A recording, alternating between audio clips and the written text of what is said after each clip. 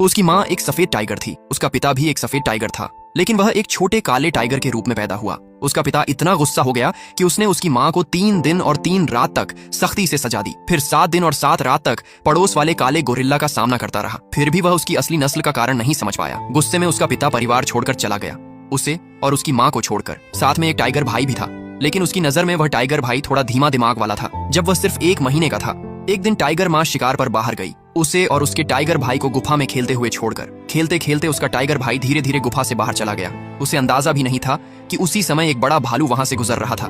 दोनों शिकारी जानवर थे, इसलिए दुश्मन के बच्चों पर कोई दया नहीं होती। भालू जोर से दहाड़ा और सीधे टाइगर भाई की तरफ दौड़ा। टाइगर भाई डर से बिल्कुल जाम हो गया।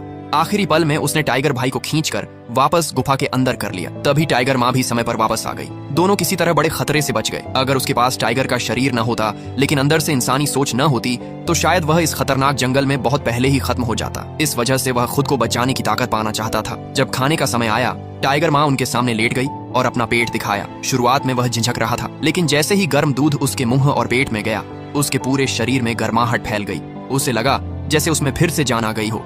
इसलिए खाने के समय वह अपने शरारती टाइगर भाई से भी ज्यादा उत्साह दिखाता था। कुछ महीनों बाद उसने महसूस किया कि वह बाकी टाइगरों से थोड़ा अलग है।